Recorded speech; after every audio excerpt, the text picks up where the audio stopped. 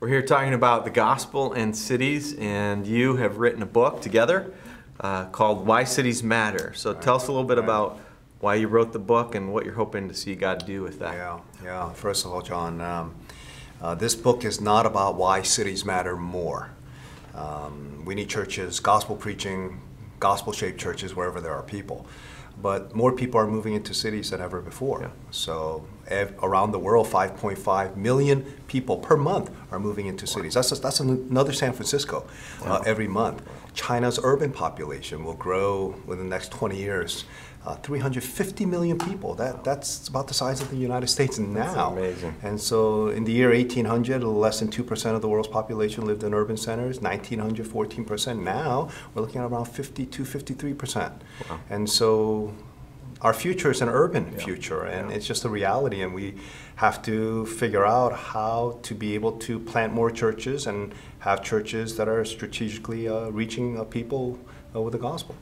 Yeah, I mean, we want people to understand this unique moment we're in. And we feel like if the church can embrace this unique moment in human history and seize upon what God's doing in the cities, we think something can happen in our world that's similar to what God did in the first century that we read about in the book of Acts as the gospel spread throughout the great cities of the ancient world. We want people to seize this and take advantage of this window in human history. Yeah, and so we no longer have island of governance that is nation states, but now city states, very similar to the Roman context. Yeah. And your book just came out. Tell us about what's going on. It's called Christ in Cities. So basically the heart behind it is that what we really need to see happen is the gospel enliven our own hearts first, but then enliven the great cities of the world. Kind of like what you're saying, but it's instead of taking kind of a historical, sociological look at it, we're saying, what would it really look like if the gospel did spread through our cities? And we kind of wrote it because we had people coming into our church and they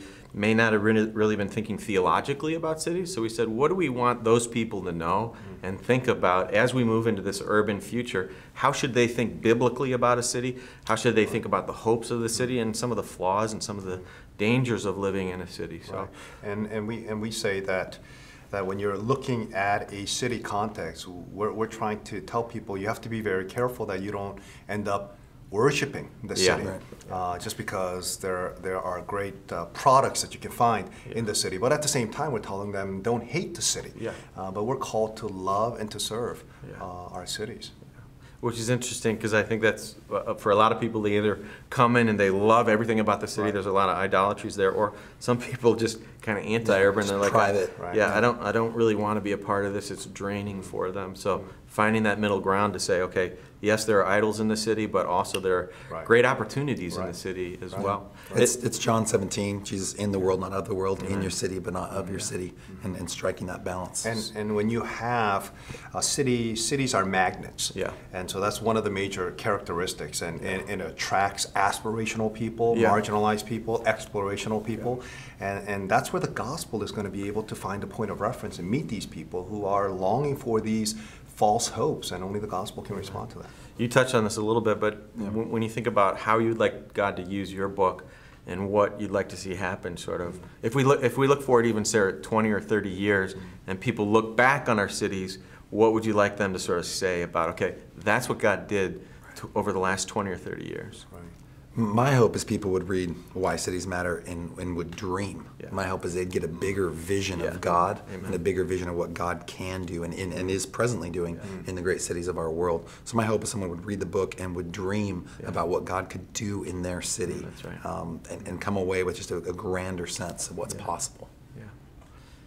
One of the things I touch on in Christ in City is Great Prayer Revival of 1857 and how God really spread the gospel from New York through a vision of prayer, and it was sort of unprecedented. And in some ways, there's a lot of great things happening in New York right now. God's really blessing things there. I know some of the cities in Europe, there's some great things happening, but we haven't seen this kind of unprecedented renewal and revival really happen. And so if we could see that in our great cities, that would be amazing to see God kind of spreading that. Yeah, I think that if we have a big vision for the city of God and wanting our cities to look more like the city of God, because at the very end you're going to have the New Jerusalem, Yeah. the city that will descend from heaven. And that's a beautiful picture of the new heavens and the new earth. Well, and my city already looks more like the city of God because it's the warmest climate. Of compared to course, other of cities. course, So yes. we're And ours well is on our under way. judgment, you Right, know. right. So much wind there.